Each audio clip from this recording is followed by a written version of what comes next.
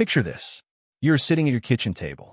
The glow of your laptop screen illuminates the room. It is late, probably past 11, and you are exhausted from another long day of simply trying to keep everything together. You pull up your digital bank statement, squinting at the endless column of transactions. You are looking for a big mistake, a fraudulent charge, some obvious, glaring reason why there is so little left in checking despite your decent salary. But there is no massive red flag staring back at you. Instead, your eyes glaze over a relentless, mind-numbing waterfall of tiny, seemingly harmless deductions. $10.99 here. $14.99 there. $5 for a premium app feature. $8 for that fast shipping membership you barely even use anymore. $7 for extra cloud storage because your phone wouldn't stop nagging you. They camouflage themselves perfectly against the backdrop of your daily coffee runs and necessary grocery bills. You brush them off because individually they are practically invisible. Yet, you feel a sinking sensation in the pit of your stomach. This is the invisible leak. This is the silent financial hemorrhage deliberately designed to keep the hardworking, average middle-class household from ever getting a single step ahead. I'm Dan, and here on Dan the Stock Man, I spend way too much time thinking about money, human psychology, and why most people never seem to break free from living paycheck to paycheck. We dive deep into the systems built around us, pulling back the curtain on how Wall Street and corporate America actually operate, so you can stop playing their game and start playing your own. If you want to finally plug the holes in your bank account, stop the bleeding, and start building true generational wealth, go ahead and subscribe to the channel and hit that like button right now. Society has sold us a very specific, very dangerous myth. We have been conditioned to believe that it's just $10 a month. We are told that breaking our lives down into a series of endless, microscopic subscriptions is actually a convenient budgeting tool. They pitch it to us as a favor. Why pay $200 up front for a piece of software when you can just pay $9 a month forever? Why buy a movie when you can rent access to a library of thousands for the price of a sandwich? It sounds logical on the surface, but the harsh mathematical truth is something entirely different, and it is something the boardrooms of these megacorporations do not want you to realize. Modern subscription models are not about your convenience. They are deliberately engineered to completely bypass your natural financial defense mechanisms. Human beings are wired to feel a psychological phenomenon known as the pain of paying. When you take a crisp $100 bill out of your wallet and hand it to a cashier, your brain registers a small spike of emotional discomfort. You're losing a resource. That friction is a biological defense mechanism designed to make you pause and ask, is this worth it? But corporate engineering has entirely weaponized convenience against us. By breaking a massive cost into a tiny monthly fee and attaching it to an automated credit card charge, they surgically remove the pain of paying. You don't see the money leave. You don't feel the friction. You are essentially being bled dry by 1,000 paper cuts. And because none of the cuts hurt in the moment, you never bother to reach for a bandage. It is not your fault that you are struggling to save. You are up against billion-dollar algorithms and behavioral psychologists whose entire job is to separate you from your future wealth $10 at a time. Let's ground this in reality and look at the actual math. Let's talk about someone we will call Mark. Mark is 32, makes a decent living, maybe around $75,000 a year, and he considers himself relatively responsible. He doesn't drive a flashy luxury car, he doesn't buy designer clothes, and he doesn't take extravagant vacations. Yet, at the end of every month, his savings account has barely moved. Why? Let's walk through Mark's completely normalized, incredibly common monthly statement.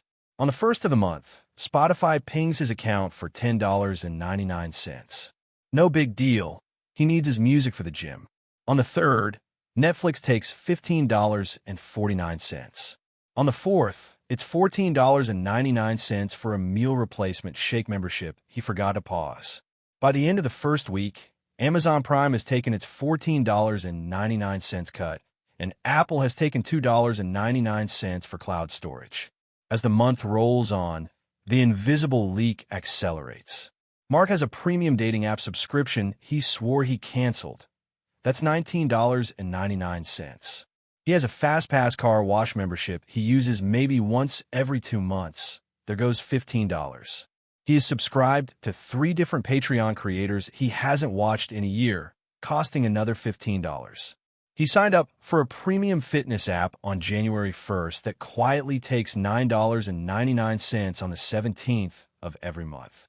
Then there's Hulu, Disney Plus, a premium weather app, a meditation app he opened twice, and a digital magazine subscription he accidentally opted into during a free trial. None of these charges trigger any financial alarms. If Mark went to a store and bought a $200 gadget, he would agonize over the purchase. He would read reviews, he would check his budget, he would feel the weight of the decision. But because these charges are fragmented into $12 increments, they slip right past the guards at the gate of his bank account. Let's do the math on Mark's entirely average, highly relatable bloat. He is leaking about $165 a month in stealth charges. That is $1,980 a year. Now let's step out of the monthly mindset and into the mindset of the wealthy. What happens if Mark plugs that leak and redirects that exact same $165 a month into a standard S&P 500 index fund, earning an average historical return of about 8%? Over 10 years, that invisible leak doesn't just cost him $20,000 in cash. It costs him over $30,000 in lost investing potential. Over 20 years, that harmless subscription bloat represents almost $100,000 of wealth that he literally gave away to giant tech conglomerates so he could have the theoretical option of watching a show he doesn't even like. These companies know exactly what they are doing. They are not selling you a product. They are capturing your future compound interest. But here's where the story gets even more interesting. The real danger of this small monthly fee trap isn't just the lost cash. The cash is bad enough, but there is a far more insidious cost that nobody in the financial space is talking about. It is the psychological phenomenon of decision fatigue and cognitive load. Your brain has a limited amount of processing power every single day. Every time you have to make a choice, track a moving piece of your life, or feel a pang of guilt about something you should be doing, you burn mental energy. When you have 20 different microtransactions constantly humming in the background of your life, your brain knows they are there. You experience a low-level, chronic anxiety. You tell yourself, I really need to sit down and cancel that car wash thing, but you are too tired after work, so you put it off.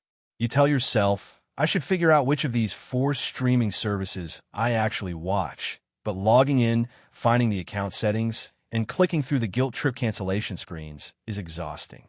Constantly managing, tracking, or simply feeling quietly guilty about these endless microtransactions burns immense, invisible mental energy. This mental exhaustion literally traps your brain in short-term survival mode. It is called ego depletion. When your willpower and mental bandwidth are constantly drained by the sheer friction of modern consumer existence, you have absolutely nothing left in the tank for the big, important moves. You are so drained by the noise of managing the $20 problems that you are completely blocking the mental bandwidth needed for proactive, strategic wealth building. You cannot sit down and research a Roth IRA. You cannot analyze a real estate investment. And you cannot map out a 5-year career plan when your subconscious is bogged down by a swarm of digital mosquitoes slowly draining your resources. The system keeps you exhausted on purpose, because an exhausted consumer is a compliant consumer. An exhausted consumer orders takeout instead of cooking. An exhausted consumer lets the auto-pay roll over for another month because fighting the cancellation interface is just too hard today. So, how do we break the cycle? How do we stop the bleeding and flip the script on these corporations? We do it by executing a ruthless, step-by-step strategy. We're going to aggressively audit the bloat. Step 1. You sit down with a physical, printed copy of your last 2 months of bank and credit card statements. Do not do this on a screen where you can easily tab away. Print it out, get a bright red pen, and go line by line. Circle every single recurring charge. I guarantee you'll find at least 3 things you thought you canceled 6 months ago. Step 2. You execute the scorched earth cancellation protocol. Cancel everything. I mean it. If it is not your absolute core utility bill, your electricity, your water, your internet, cancel it. Cancel the streaming, the music, the apps, the memberships.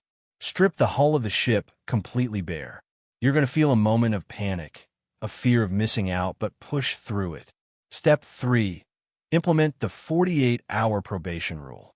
If after 2 days, you absolutely cannot function without that specific music app or that one streaming service, you are allowed to subscribe to it again. But you will find that 90% of the things you canceled, you do not actually miss. You are only keeping them out of inertia. Step 4. And this is the most critical step of all. Take the exact amount of newly freed cash. Let's say it's that $165 a month and automate it directly into an investment account. Do not leave it in your checking account because nature abhors a vacuum and your lifestyle will immediately expand to absorb that extra cash. Set up an automatic transfer so that on the first of every month, that $165 bypasses your greedy hands entirely and goes straight into an index fund. You are taking the exact weapon the corporations used against you, frictionless automation, and you're turning it around to build your own wealth. You're paying your future self before the system can bleed you dry. Real wealth is not about having access to 14 different streaming catalogs so you can scroll for an hour and fall asleep on the couch. Real wealth is about having freedom. It is about having choices. It is about waking up and knowing that your money is working for you, rather than you working frantically to keep the digital lights on for a dozen different tech companies. When you take back control of these microtransactions, you're doing so much more than just saving a few $100 a year. You are finally buying back your mental bandwidth. You're buying back your peace of mind. You are reclaiming the power to look at your financial landscape and know that you are the one in the driver's seat. Take the red pen to your statement tonight.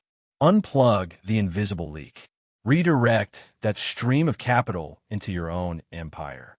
Because nobody else is going to do it for you, and the algorithm is banking on you falling asleep at the wheel. Wake up, take control, and start building. I'll see you in the next one.